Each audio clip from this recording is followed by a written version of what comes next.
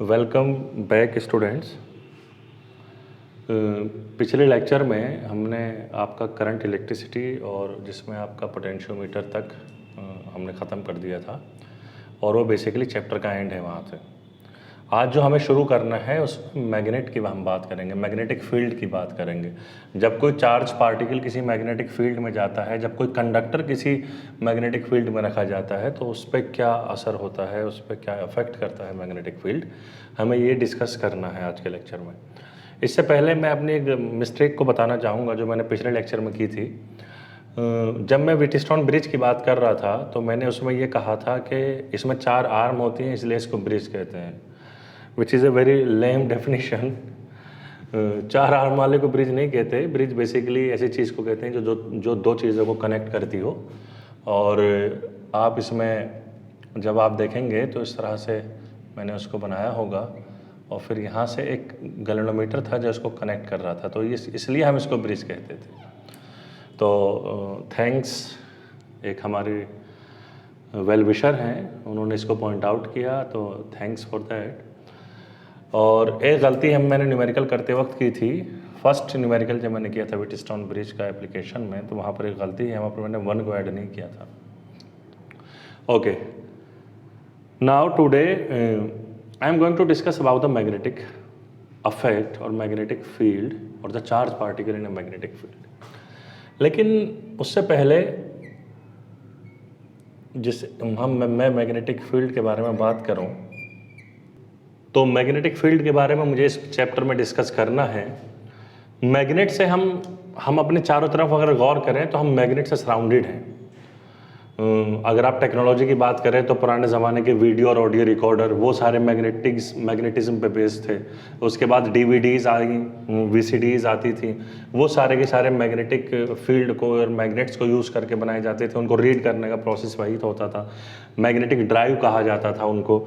उसके बाद ऐसा नहीं कि अब डीवीडी और वीसीडी अगर निकल गई हैं तो कंप्यूटर आपका जो है उसमें न जाने कितनी एप्लीकेशंस है मैग्नेट की वजह से। आपके टीवी हैं, इवन आपके जो क्रेडिट कार्ड और डेबिट कार्ड होते हैं तो उस पर लिखा होता है कि वो मैग्नेटिक स्ट्रिप होती है।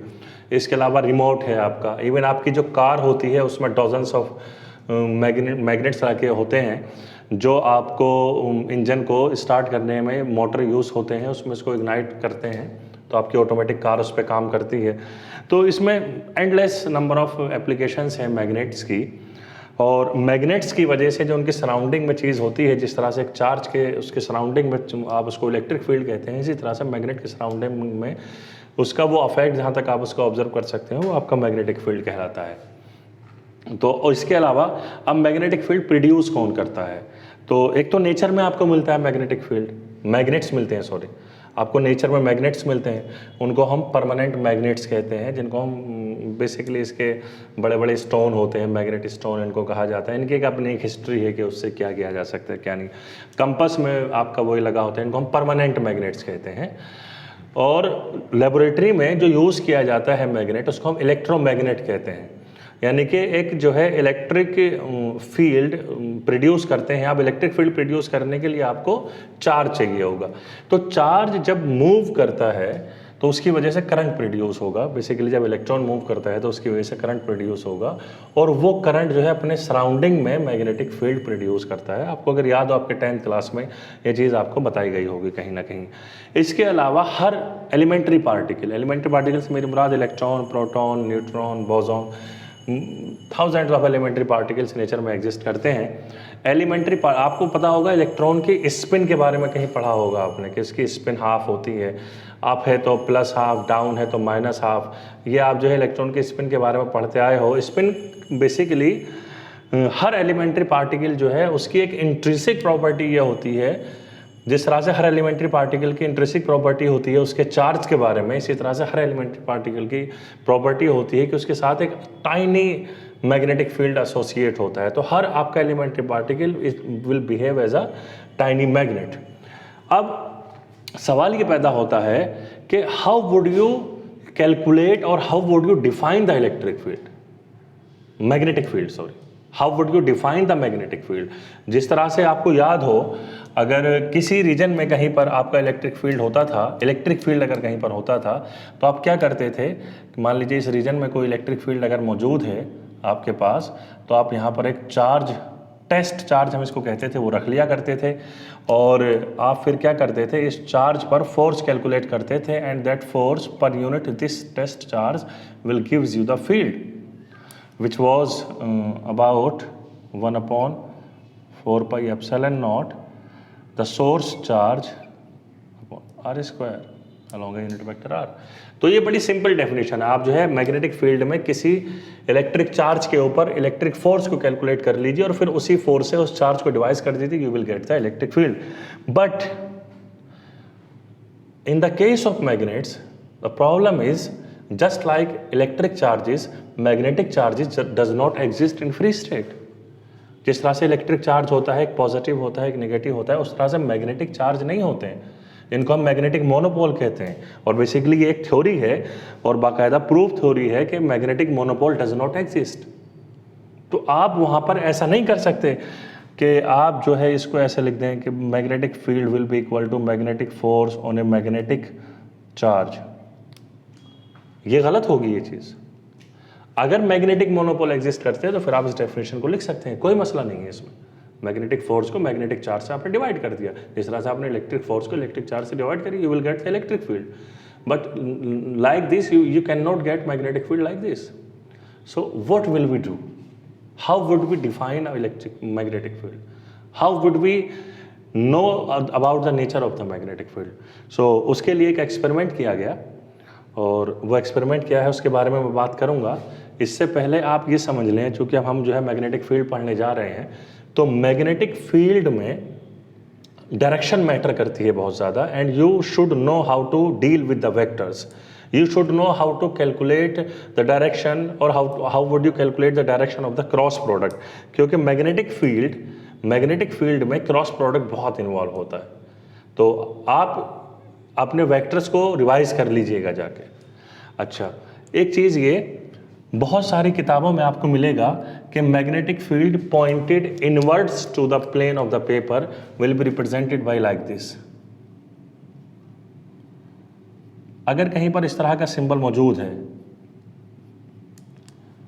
That means your magnetic field is into the plane of the paper. अगर आप इसको देखेंगे तो ये ऐसा लग रहा है कि क्रॉस है, जैसे कोई एरो आपसे दूर जा रहा है। एरो का जो बैक होता है वो इस तरह का क्रॉस होता है। तो आप इसको याद रखने के लिए ऐसा समझिए कि ये एरो का बैक आपको नजर आ रहा है। एरो का बैक आपको कब नजर आएगा? जब एरो आपसे दूर जा रहा हो, यानी कि ऐसे अंदर की तरफ डायरेक्शन होगी एरो की, तब आपको एरो का बैक नजर आएगा। इसका मतलब ये है कि ये वाला सिंबल अंदर के फील्ड के लिए यूज किया जाता है। इसके अलावा एक सिंबल यूज किया जाता है, सिर्फ डॉट लगा दिए जाते हैं, या डॉट के ऊपर कभी कभी लोग सर्किल भी बना देते हैं इस तरह से, या सिर्फ डॉट भी लगा देंगे तब भी ये काम कर देगा आपका।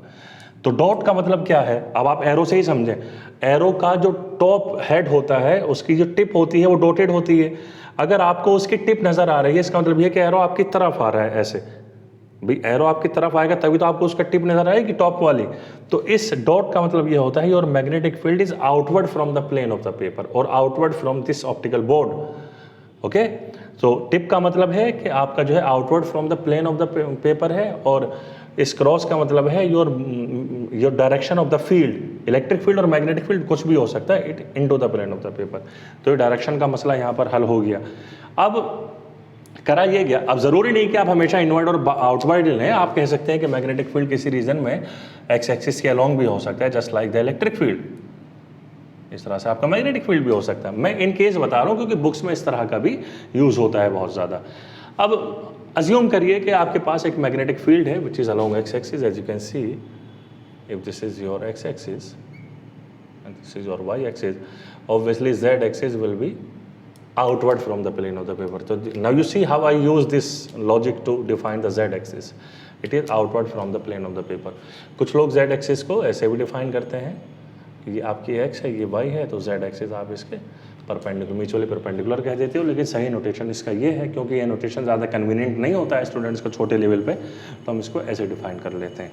चलिए साहब, तो ये हमें बात समझ में आ गई कि एक मैग्नेटिक फील्ड यहाँ पर लगा हुआ है, एक्सिस को मैंने बता दिया है आपके सामने। अब आप इस मैग्नेटिक फील्ड में रैंडमली चार्ज पार्टिकल भेजेंगे with the constant velocity v, यानी कि आप जो है इस मैग्नेटिक फील्ड में चार्ज पार्टिकल प्रोजेक्ट करिए एट डिफरेंट एंगल्स, यानी कि कोई चार्ज पार्टिकल आपने जो है इधर से यहाँ पर भेजा ऐसे, मान लीजिए इसकी वेलोसिटी v है, कोई चार्ज पार्टिकल आपने इसमें ऐसे इधर से भेजा, इसकी वेलोसिटी v है, तो आप जो है इस चार्ज पार्टिकल को रैंडम डायरेक्शन में, कोई किसी ने ये चार्ज पार्टिकल इधर भेज दिया इस डायरेक्शन में ऐसे, किसी ने चार्ज पार्टिकल ऐसे भेज दिया इस डायरेक्शन में, तो आपने एक चार्ज पार्टिकल लिया सिंपली, उसकी वेलोसिटी v है और आपने उस चार्ज पार्टिकल को डिफरेंट डायरेक्शन से जाकर इस मैग्नेटिक फील्ड में प्रोजेक्ट कर दिया। Now you observe, and what do you observe, और basically now you calculate the force on that particle. आपने पाया ये कि उस पार्टिकल पे जो फोर्स था वो चूंकि मैग्नेटिक फील्ड में है तो वो that force was due to magnetic force. तो एफ बी का मतलब ये है कि force of the magnetic field और the force on the charge particle in the presence of the magnetic field. तो आपने ऑब्जर्व कुछ किया, एक पहला पॉइंट आपने ये ऑब्जर्व किया कि your force is 0 for all particles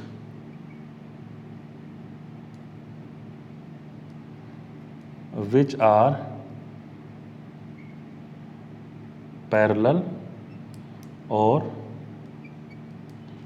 anti-parallel to magnetic field B।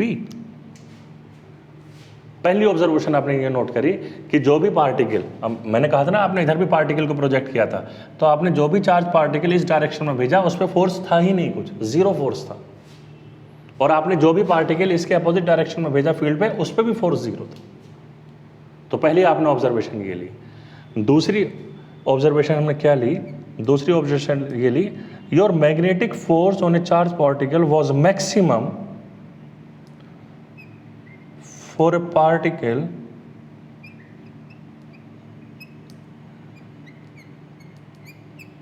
which makes 90 degree angle with the magnetic field B। यानी कि ऐसे पार्टिकल जिनको आपने इसके परपेंडिकुलर प्रोजेक्ट किया था मैग्नेटिक फील्ड के, उन पर आपका मैग्नेटिक फोर्स मैक्सिमम पाया गया। ऐसे पार्टिकल जो ना एंटी पैरेलल और पैरेलल हैं और ना ही वो perpendicular to the plane of the magnetic field हैं, यानी कि ऐसे पार्टिकल जैसे कि ये है, मान लीजिए ये एक पार्टिकल है, वेलोसिटी आपने v मानी हुई है, and it is neither parallel to B or anti-parallel to B and nor it is making an angle of 90 degree, though it is making an angle of theta with B। तो ऐसे particle जो angle theta बना रहे थे उनमें पाया ये गया your force was proportional to v sin theta। ये आपको जो रिजल्ट यहाँ पर आपने डिड्यूस किए हैं, ये रिजल्ट हमें कहीं ना कहीं ये बता रहे हैं कि कुछ ना कुछ इसमें कहीं ना कहीं क्रॉस प्रोडक्ट इन्वॉल्व है। साइन थीटा आ रहा है, ओके, सेम डायरेक्शन में जीरो आ रहा है फोर्स, परपेंडिकुलर डायरेक्शन में मैक्सिमम आ रहा है, ये क्रॉस प्रोडक्ट का नेचर है। तो जब इन सारी चीजों को एक जगह मिलाया गया तो पाया ये गया that your force was equal to q times, q is the charge of that particle which is projected in this field, was equal to v cross b। This force, this expression can explain all these reasons, okay। v cross b means if you write it into a magnitude form, qvb sin theta, as you can see here, f is proportional to the v sin theta।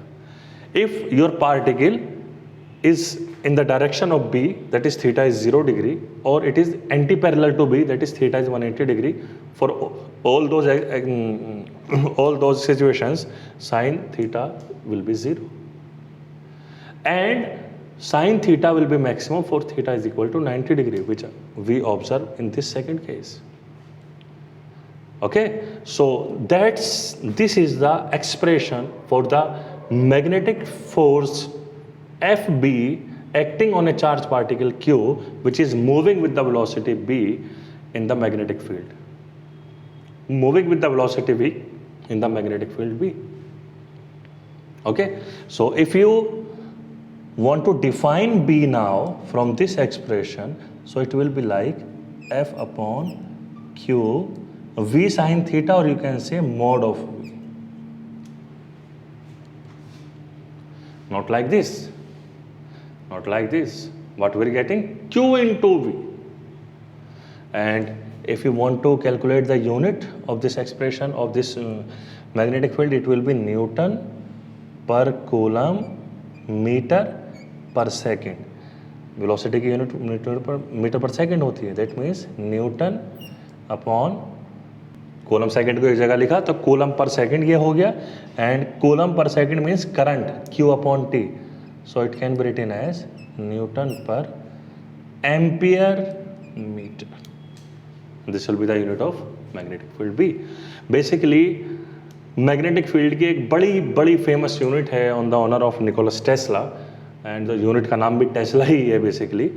तो magnetic field की बड़ी famous unit है ऐसा unit tesla. And 1 tesla is equal to 1 newton per ampere metre. तो आप इसको लिख सकते हैं 1 tesla is equal to 1 newton per ampere metre. एक ये बड़ी यूनिट है टेस्ला जो है मैग्नेटिक फील्ड की. एक छोटी यूनिट होती है इसकी जिसको हम कहते हैं gauss. 1 tesla is equal to 10⁴ gauss. Earth का जो मैग्नेटिक फील्ड होता है वो 1 गॉस के अराउंड होता है. दैट मीन्स 10⁻⁴ टेस्ला के अराउंड होता है. अर्थ भी आपकी मैग्नेट है. इसके अलावा इस न्यूट्रॉन स्टार्स हैं जिनका मैग्नेटिक फील्ड बहुत ज़्यादा होता है. 10⁸ टेस्ला के बराबर होता है या 10⁻12 गॉस के बराबर होता है.